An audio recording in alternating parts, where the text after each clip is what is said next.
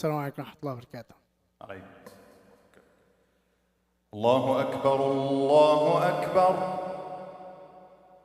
الله أكبر الله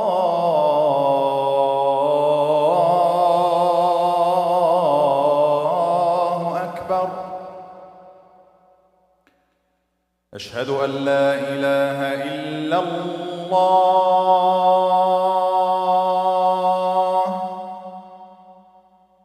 أشهد أن لا إله إلا الله.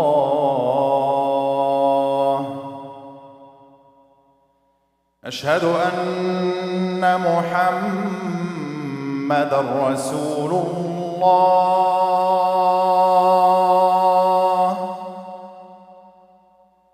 أشهد أن محمدًا رسول الله.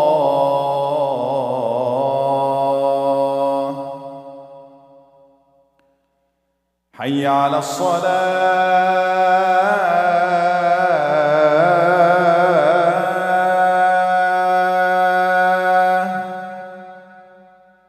حي على الصلاة.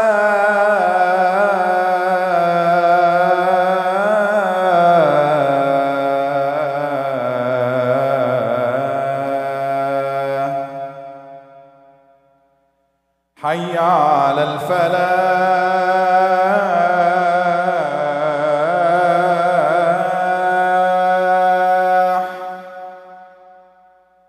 حي على الفلاح.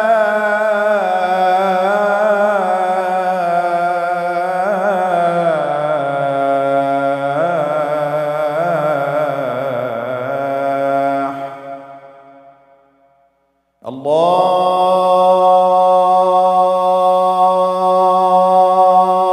أكبر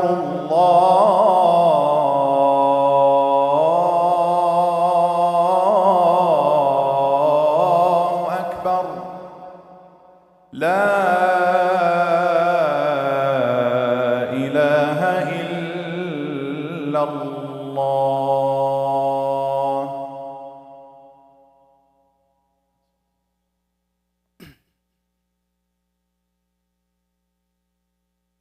الحمد لله تعالى نحمده سبحانه نستعين به ونستغفره ونعوذ بالله من شرور أنفسنا وسيئات أعمالنا. من يهده الله فلا مضل له ومن يضلل فلا هادي له. وأشهد أن لا إله إلا الله وحده لا شريك له وأشهد أن محمدا عبده ونبيه ورسوله. اللهم صل وسلم وبارك على نبينا محمد وعلى آله وصحبه وسلم تسليما كثيرا. ثم ما بعد. We begin as we do every blessed Friday, the greatest day that Allah Azza wa Jalla has bestowed upon humanity. We begin by praising Allah, our Lord, our Creator, the Most High, the Most Exalted, the Most Honorable, the Most Merciful. We testify to His oneness and His greatness, the King of the universe, the Creator of everything that we know and everything that we don't. And we testify to the prophethood of the last man He chose to guide all of humanity with the last message of guidance until the end of time, Muhammad, the son of Abdullah, the son of Abdul Muttalib. We ask Allah to bless Prophet Muhammad, to bless his family, to bless his community, and to bless all those who strive and work and struggle in his guidance, in his teachings, and spreading his way until the end of time. Ameen, Allahumma ameen. My brothers and sisters, during the time of Umar, the great leader Umar, radiallahu anh, when the Muslim world at that time was at its peak of power, it was a time of strength, a time of honor, a time of dignity for the Muslim world. And Umar radiallahu anhu, he was such a noble leader. He was such a righteous leader that he brought this justice and this peace to the Muslim world and the greater world at large. And he took some of the companions one day and he was sitting with them and he had them reflect on difficult times that they had early in Medina. They were sharing stories about the difficult times that brought them to where they are. You know, there's a famous saying that many great historians have said and many great thought leaders have said. They say that, you know, difficult times raise great people, and great people bring times of ease. And times of ease raise poor people, the worst of people. And those poor people bring times of difficulty. So Umar in that moment was reflecting on the times of difficulty that brought the ummah to this state. And so he went around and he had every companion share a story. And one of the companions, his name was Khabbab ibn al-Arat radiallahu anhu. Khabbab stands up and he shows the companions his back. He uncovers his back. And the companions in Umar saw black holes in his back. And Umar said, Rahmakallah, may Allah have mercy on you. What happened to you, Ya Khabbab?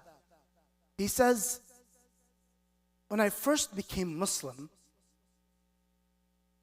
my master in Mecca, during that time, the kuffar, he would take me to the desert and put me on my back, put me face down in the ground with my back facing up. And he would put coal on my back. And he would torture me simply because I said, La ilaha illallah Muhammad Rasulullah. And Khabbab, he was, the story is, the torture, the difficulty that the Muslims went through at that time. And of course, not something that we go through today. But Khabbab went to complain to the Prophet ﷺ because he was being tortured. And he went to the Prophet ﷺ and he said, Ya Rasulullah, famous story, as the Prophet was laying in the shade of the Kaaba, he said, this Khabbab goes to the Prophet and he says, Ya Rasulullah, at that time, id'u lana, Ya Rasulullah, why don't you just make dua that Allah brings us victory? Why don't you just make dua that Allah brings us help? And the Prophet ﷺ taught him the lesson that Khabbab taught the companions that I think we need to learn today, in our state, in our world today. The Prophet ﷺ told Khabbab, the people that came before you, and just to make it more PG friendly or PG friendly, the people that came before you would be tortured so much worse than you are, Ya Khabbab. وَلَكِنَّكُمْ قَوْمٌ تَسْتَعْجِلُونَ. You, Khabbab, are impatient, too hasty for victory to come. You need to be more patient. And it's a reminder, it's a lesson that the Prophet has given me and you, that when we go through difficult times at a personal level, or at a family level, or at an ummah level, when we go through difficult times, we have to remember the first lesson is the story of those that came before us.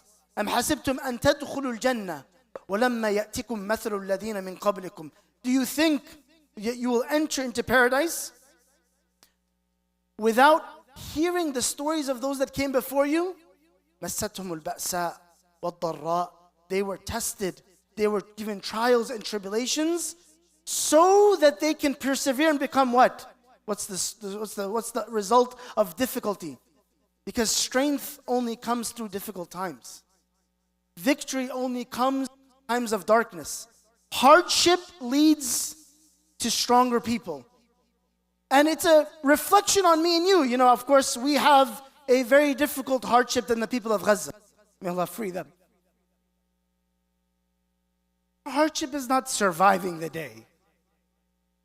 It may be, hey, how do I practice Islam in public? How do I tell people confidently I'm a Muslim? How do I practice my faith and how do I get my family to practice its faith? How do I make sure that the DNA of my family, not the genetics, but the DNA of my family is based on Islamic principles and values? There's a lot of difficulties that we go through today. The hardship of a potential fascist being a leader of this country and what that does to us in Panama City, Florida. So all of us go through difficult hardship, difficult challenges, times. But challenges, why does Allah present challenges for us? Why does Allah test us? Why does Allah give us bad days and bad weeks and bad months and bad years? Because it's meant to make us stronger as long as we are patient and resilient. As long as we, as I will kind of focus my lesson, the rest of the khutbah on today, as long as we understand the responsibility of why I'm patient. When people go through hard times, they lose hope because the question is always, well, why? Why should I be patient? Why should I persevere? Why should I try harder? Why? Why should I keep going? And that's what I want to focus on, inshallah, of the reason, not going through difficulty, but what makes you come out of difficult times? What makes you stronger? Your why, most important thing. The companions, they understood, even though it was very difficult, they understood the responsibility that they had. Their responsibility was a mindset. It was an approach. They believed that they lived on earth to spread the message of Allah Azza wa Jal. If we don't understand why to get through difficulty, we will never get through it. And Allah Azza wa Jal gave us a very specific reason why.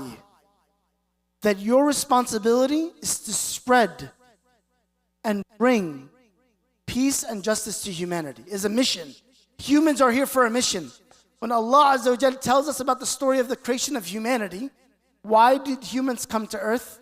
Allah didn't care about our names and what our names are. Allah Azza wa Jal told the angels in Surah Al-Baqarah, "Inni ja'ilun fil ardi khalifa."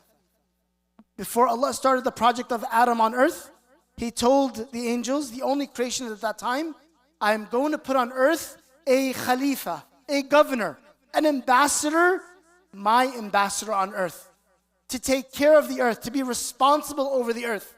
They understood, like, hey, why am I here? Why do I exist? What am I doing here? Why should I go through difficulty? Why should I go through hardship? Why should Khabbab be patient in being tortured? Why should the people of Gaza be patient through genocide? Why should the ummah persevere through difficult times? The why is, we have a mission. The mission is, إِنِّي جَاعِلٌ فِي الْأَرْضِ خَلِيفَةً. Somehow, Muslims have forgot their mission on earth.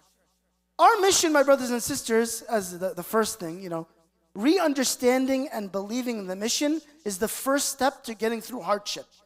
Why do you do what you do? It's a mindset. Why?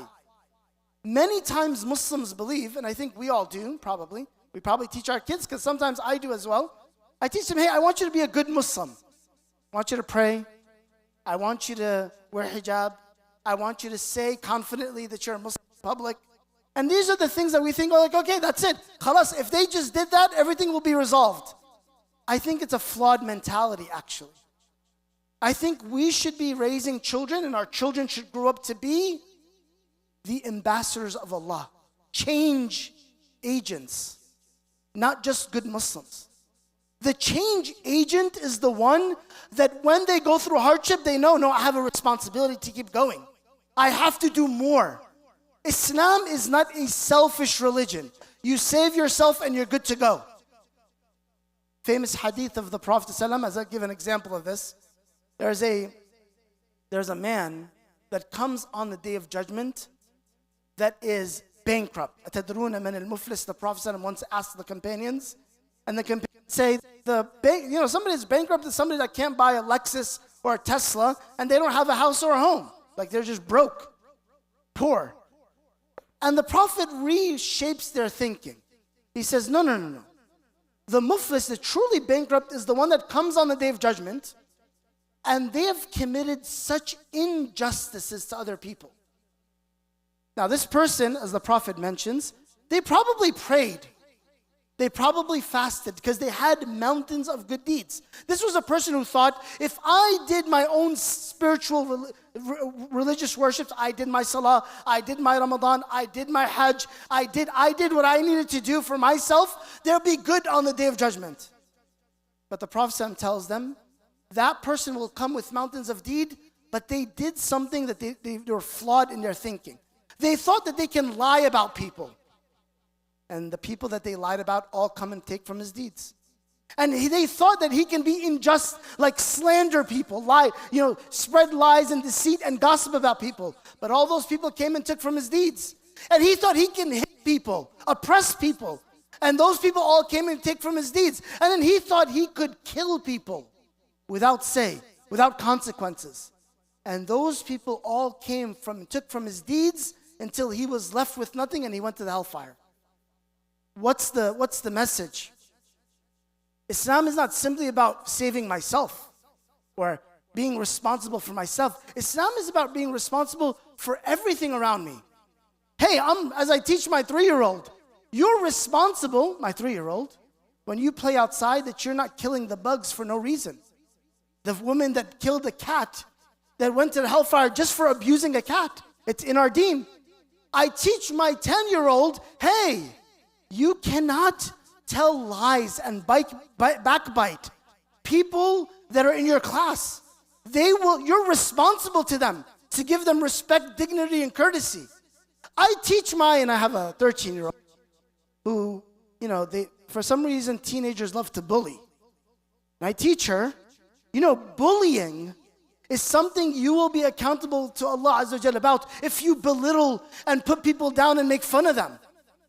There's no way that we can change our mindset of what is our responsibility as Muslims. How do we live up to our purpose in life without the mindset of we are responsible for this message in this deen, to spread it, to bring the goodness and the justice to people. We're responsible, all responsible for something that we do to promote the deen of Allah Azza wa Jalla. It's what will allow us to persevere. It was what will allow us to go through difficult times and bring good times. The second thing, inshallah ta'ala, as I'll talk about, is we not just need to change our mindset of our responsibility, but we also need to be very proactive in our actions. I think in a community like ours, that is, in mashallah, Panama City as an example, we always think about, well, who will bring goodness to our community? Like, when will our schools, our community, our kids, our youth, when will the non-Muslims appreciate us? When will Muslims have a voice in this country? When will we not be able to be killed and no one will care? Like, when will that come? When will that time come? The approach Allah Azza wa Jalla gives us is very clear.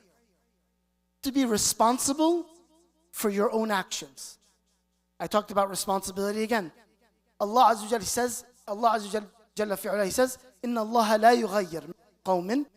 Allah does not change what happens at the macro level until every single one of us changes what happens at the micro level. Hatta yughayyiru ma bi anfusihim. There has to be a proactive change, behavior that I do that brings goodness to me and the people around me. It has to be actions, not words. It has to be behavior, not thoughts and ideas. What is it that we do day to day? Think of yourself. What is it day to day that you do from actions? That you will stand in front of Allah Azza wa Jalla and you will say, Ya Allah, I lived up to my responsibility. Hey, every day I said words to my parents. I was very clear in respecting and honoring my parents. I was very clear in spreading and teaching people about the values of Islam.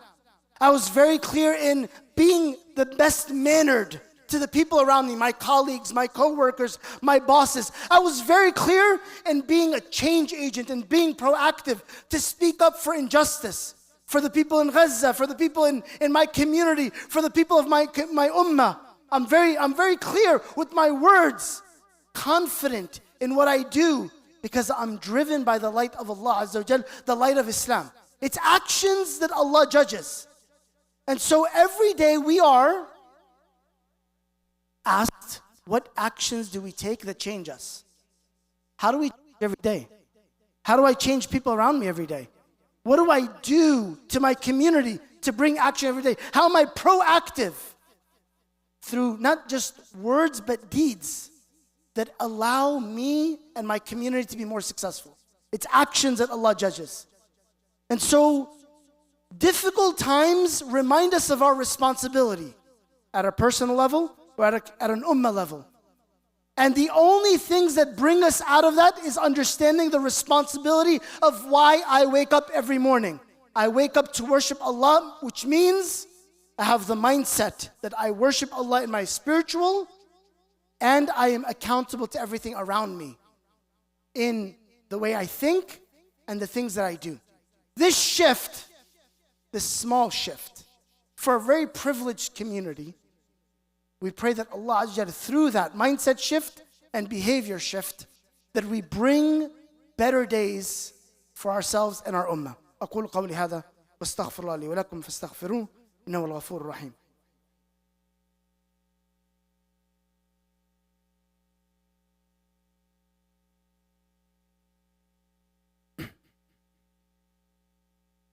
بسم الله الحمد لله والصلاة والسلام على رسول الله. نشهد أن لا إله إلا الله، نشهد أن محمدا عبده ونبيه ورسوله، ونصلي وسلم وبارك على نبينا محمد وعلى آله وصحبه وسلم تسليما كثيرا.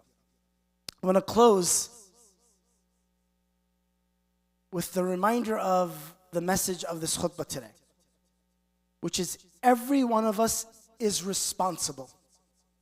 And difficult times in our life and difficult stages in the ummah's existence remind us of the responsibility we bear. It's a very clear responsibility. And that responsibility is not just for me. It's not about me, myself, and I. How I look, how I perceive, what I do. But it's a responsibility that I adopt my faith and my deen, and I spread it and propagate it to everything around me. It's the reminder, as I'll close, with the story of Umar. I started with the story of Umar in the times of success. And I want to end with the story of Umar in one of the peak moments of his life. The peak moment. When Umar radiallahu anhu found out that the Muslims had taken the lands of Al-Aqsa, Palestine, and that area of Sham was open to the Muslim civilization. And Umar radiallahu anhu, as a leader for nearly 11 to 12 years as Khalifa, he had never left Medina, the capital. He was very persistent to be in one place and to have all the companions spread and come to him when they needed something. The one time he left Medina was when he heard that the leaders of Palestine at that time wanted to give him the keys of Jerusalem, Al-Quds. And that as he took shura from the companions, they told him, Ya Amir al-Mu'mineen, you've got to go receive those keys. This is a monumental moment in the history of the ummah. So Umar radiallahu anhu travels from Medina all the way to Palestine. May Allah free it. And when he gets there, the Muslim generals were all lined up to welcome their leader. The entourage is there. The leadership is there, right? The armies are all gathered. They're waiting for Umar radiallahu anhu, this great, big, monumental, just leader, to come to Al-Quds. When he gets there, as we all know the story, and I just give it as a reminder, particularly for those that don't know, that Umar gets there and he is taking turns on a donkey with his servant in riding through the desert from Mecca to Palestine. When he gets there, he is the one holding the donkey with his servant riding on the donkey. And he is walking in the mud. And he looks completely disheveled. And completely like he had walked through the desert. Completely untidy and dirty. And then he gets to where the Muslim army is. And of course, it's a beautiful story. It's something that should be shared, but I want to highlight the one part of the story that's most important for us in the message of the khutbah today. When Abu Ubaidah ibn al-Jarrah meets Umar, he tells Umar, Ya Amir al-Mu'mineen, you can't walk into the city looking like this. Where is your swag? Where is your look? How you can't look like that walking into this very important business meeting or meeting these governors or presidents or senators. Like, imagine where he is walking. Abu Ubaidah tells him, Ya Amir al-Mu'mineen, you can't walk in like this. You've got to change your clothes, do something. Let's take care of you. And Umar radiallahu anhu gives us a powerful message. He tells Abu Ubaidah, after he shoves him away, he says, Nahnu qawman, we were a people. They were always oppressed. We were nothing. Nobody thought of us as people. Nobody thought of us as valuable. Nobody thought of us as meaningful. You're what are you, 1 million people in 350 million? Why are you important? 10 million people?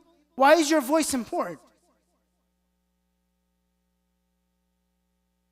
Why are your children important? Why are your communities important? You're not important. We were a people that weren't important. Umar says, فَأَعَزَّنَا اللَّهُ بِالْإِسْلَامِ. So Allah gave us Islam. وَإِنْ ابْتَغَيْنَا الْعِزَّةَ. And if we ever try to get honor through anything else, أَذَلَّنَا اللَّهُ. Allah will humiliate us. We'll go back to where we were. Islam, my brothers and sisters, is the superpower that you have within us. The faith, the mindset, the behaviors that Allah sent to us is the superpower that brings success to me, my family, my community, and the ummah. It's Islam. If you're afraid of showing it to your friends, to your boys, to your colleagues at work, you are dishonoring yourself and the ummah. If you're afraid to proclaim it in public, in the street, in the schools, in community boards and town halls, we're bringing a dishonor to the ummah. If Islam is not the driving force, it's not the money. Somebody will always be richer. It's not the likes on social media, on TikTok and Instagram. Somebody will always be more popular. It's not about the looks or the feel. You will be old and wrinkly soon. The only honor that Allah gave that brings our ummah, the believers, the only honor Allah allowed us to, the only way Allah allowed us to get honor in this world is through Islam. And it's a reminder for us that Islam is a mindset and Islam is actions that we take every day. It's something that is not just who we represent as our part of our identity. It is who and what we do every single day of our life. And I ask Allah Azza wa Jalla to make us remember the messages of Umar radiallahu anhu, and remember the messages of those that came before us, and remember and walk in the footsteps of those that had difficulty before us, that eventually through their commitment and responsibility to Islam, they brought great times, not just for the ummah and themselves, but for the entire world. Ask Allah Azza wa Jalla to make us of those that are always carrying the banner of La ilaha illallah. Ask Allah Azza wa Jalla to make us of those that love our faith in deen and promote our faith in deen, and allow the light of our faith in deen to spread throughout society. We ask Allah Azza wa Jalla to alleviate the suffering of our brothers and sisters around the world. We ask Allah to bring them help and aid. We ask Allah Azza wa Jalla to make us a source of their freedom and their success. We ask Allah Azza wa Jalla to make us of those that bring honor and dignity through Islam to the ummah and to the world. And we ask Allah Azza wa Jalla to make us of those that carry that into Jannatin Na'im مع النبيين والصديقين والشهداء والصالحين. وآخر دعوانا أن الحمد لله رب العالمين. أن الله يأمر بالعدل والإحسان وإيتاء ذي القربى وينهى عن الفحشاء والمنكر والبغي يعظكم لعلكم تذكرون. اذكروا الله يذكركم واشكروه ولا تكفروه وأقم الصلاة. الله أكبر الله أكبر أشهد أن لا إله إلا الله أشهد أن محمد رسول الله حي على الصلاة حي على الفلاح قد قامت الصلاة قد قامت الصلاة الله أكبر الله أكبر لا إله إلا الله.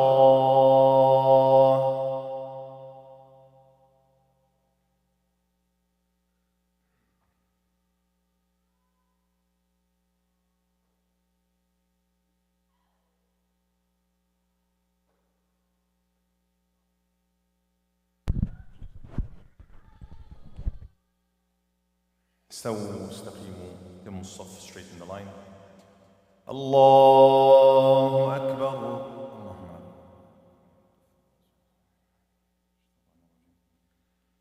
بسم الله الرحمن الرحيم الحمد لله رب العالمين الرحمن الرحيم مالك يوم الدين إياك نعبد وإياك نستعين اهدنا الصراط المستقيم صراط الذين أنعمت عليهم غير المغضوب عليهم ولا الضالين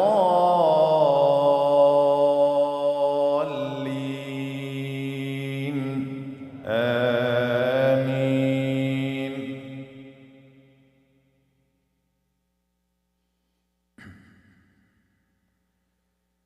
هو الله الذي لا إله إلا هو عالم الغيب والشهادة هو الرحمن الرحيم. هو الله الذي لا إله إلا هو الملك القدوس السلام المؤمن المهيمن العزيز الجبار المتكبر سبحان الله عما يشركون. هو الله الخالق البارئ المصور له الأسماء الحسنى يسبح له ما في السماوات والأرض وهو العزيز الحكيم. الله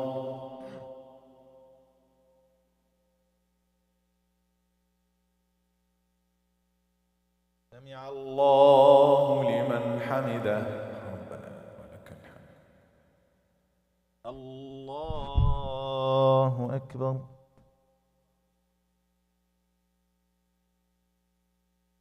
الله أكبر.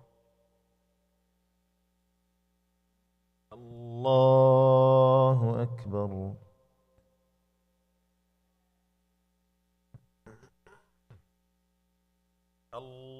الله أكبر. بسم الله الرحمن الرحيم. الحمد لله رب العالمين الرحمن الرحيم مالك يوم الدين. إياك نعبد وإياك نستعين. اهدنا الصراط المستقيم صراط الذين أنعمت عليهم غير المغضوب عليهم ولا الضالين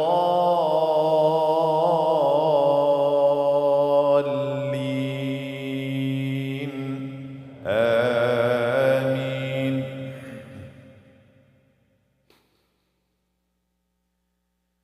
إن بطش ربك لشديد إنه هو يبدئ ويعيد وهو الغفور الودود ذو العرش المجيد فعال لما يريد. هل أتاك حديث الجنود فرعون وثمود بل الذين كفروا في تكذيب والله من ورائهم محيط. بل هو قرآن مجيد في لوح محفوظ. الله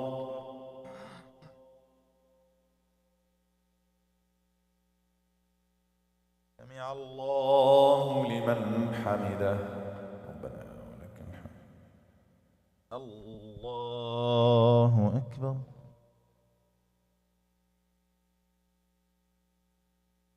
الله أكبر. الله أكبر.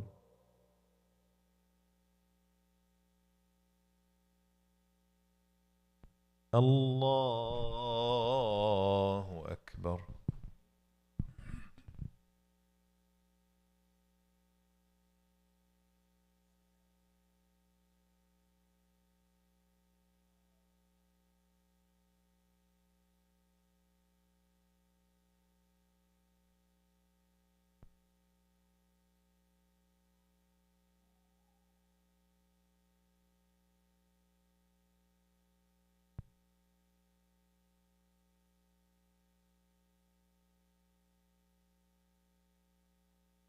السلام عليكم ورحمة الله. السلام عليكم ورحمة الله.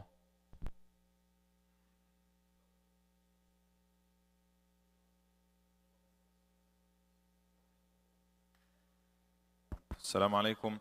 Jazakallah khair, Brother Rami. Thank you very much. May Allah bless you.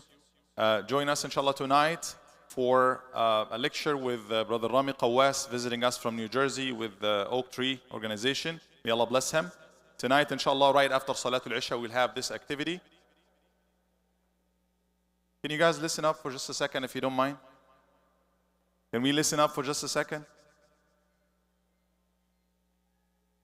I have so many people coming asking, what did you say again? This is the time I'm saying it. Brother Rami is here tonight, inshallah, and tomorrow.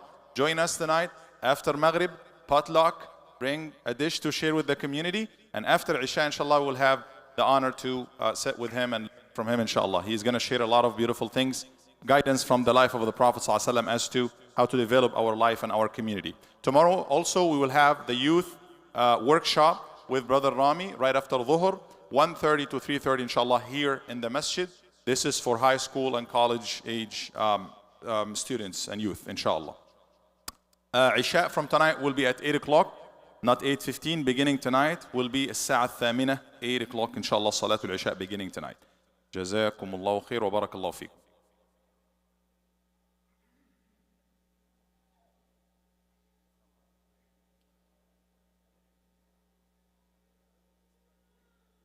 Assalamu alaikum, brothers and sisters. I know maybe you guys tired of me, but I'm not tired of keep asking you.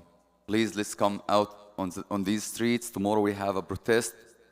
Inshallah, from 4:30 to 7 is going to be on the corner of Martin Luther King and 23rd Street. From 4:30 to 7 o'clock. Thank you. Jazakumullah kull khair. Protest for Gaza tomorrow, 4:30 to 7:30. Tomorrow, inshallah, at the corner of 23rd and 77. Jazakumullah.